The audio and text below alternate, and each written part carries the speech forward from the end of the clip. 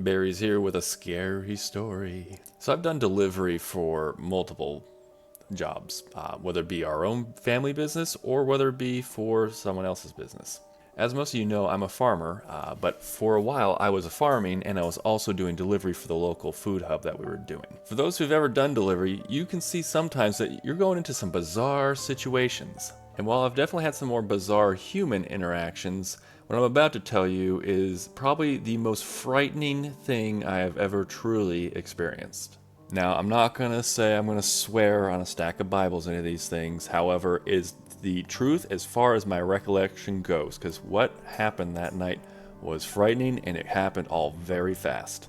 So one rainy evening, I was taking a delivery up to one of the more rural parts of the area I live in. Like, I live in a rural area, but this is really rural. Like, there's no lights. The only lights that are coming out are from the households. There are no street lights, no nothing. And you can't even really see the night sky either because there are tall trees everywhere. And as I mentioned, it was raining. It was pitch black raining. So when I arrived at the house that I was delivering to, I turned on my phone's flashlight and held it up. I could not see my hand literally out in front of me. I even brought it up closer to my face and still couldn't see it. The only light I really had to guide me anywhere from point A to point B was my car's flashers and also the house's lights, which wasn't really lit up. It was pretty much like a porch light. To giving context to the landscape, I was perched on top of the hill with my car, and there's a steep driveway down towards the household, which is probably about like a good 30 to 40 yards. Now, I could go down the hill like I normally did, but it was a gravel driveway, and as I just mentioned, it was heavily raining. I did not want to call for a tow. So instead, parked up towards the top, put my flashers on, and unloaded 4 bags worth of produce and started making my way down towards the household. Of course, naturally, as I unloaded everything, as I made my way down towards the household, you kind of get that strange feeling like you're being watched. This is foreshadowing. So anyways, I unloaded all 4 of the bags and then made my way down the hill towards the household. Knocked on the door a couple times. Eventually, the owner opened up the door, gave them the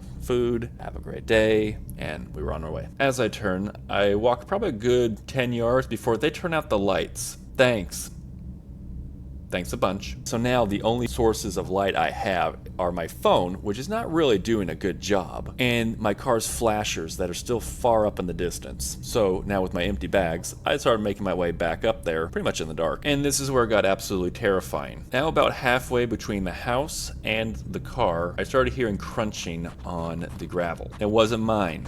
It wasn't my steps. More so, it sounded like 2 sets of steps, but moving together. Whatever was there was quadruped, or at least electing to be running on all 4s. Did I mention running? Yes, because it was a fast pace. Crunch. Even worse, it was running at me. I didn't know what it was or who it was, but instincts just took over and I let out the biggest scream I could muster. It was absolutely deep from within. I could not recreate this for you. It would blow out your eardrums. Just know whatever noise I created came deep within and I just bellowed as much as I could. Partly out of fear and partly out of the fact that I was like, you gotta scare this thing away because it's coming at you. Lucky for me, it agreed that it didn't want to mess with me, and I heard the fast-paced noise all of a sudden jet off to the side, and it took off and it just kept running to a point where I couldn't hear it anymore. However, I wasn't about to find out what it was. The remaining distance I had to close, I sprinted towards, bags in hand. What followed was literally the best quick time event I have ever played IRL in my life. In the spans of seconds, I grabbed the front door, opened it, threw all 4 bulky bags through the passageway into the car, jumped into the car, slammed the keys directly into the ignition, turned it, started the car, and took off. One little caveat. Right about the time that I had closed the door and was starting to put the key into the ignition, I heard another 2 sets coming my way up from the hill that was off to the driver's side, aka no more than 10 feet away from me. I did not look,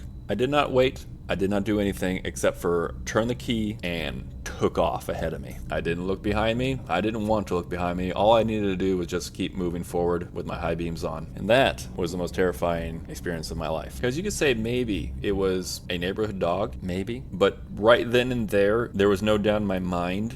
It felt like I was being hunted. The way it approached wasn't friendly. Let's be real, I got lucky. If my initial scream did not scare off that first one, who knows what the story would have actually turned out. Also, just to make sure you all know, again, this is wooded areas, so the possibility of it being a mountain lion, a bear, or something else is very possible. And I'll also mention that this is an area that had a lot of Native Americans, and if you've done any research on Native American folklore and legends, you'll know that there's some pretty messed up creatures that lurk in the woods. So was it a neighbor's dog? Was it a cougar? Was it something more sinister? I'll never know exactly, but one thing's for certain. After that day, I only went to that house about another couple times, and whenever it was on my route, I made sure that I always went to it first to make sure that it was light out when I was going there. So whether it was raining or not, I could see things. Now y'all might say, I don't think so. This is just a story for spooky Halloween. Well, I'm telling you that I actually experienced this. And you wanna know what the difference is? Survivors get told that they're crazy. The ones that don't become missing persons. One last little bit of information for you. That very, very rural area that I delivered to that night, as the crow flies, it's only about 3 miles from here. Sleep tight, everyone.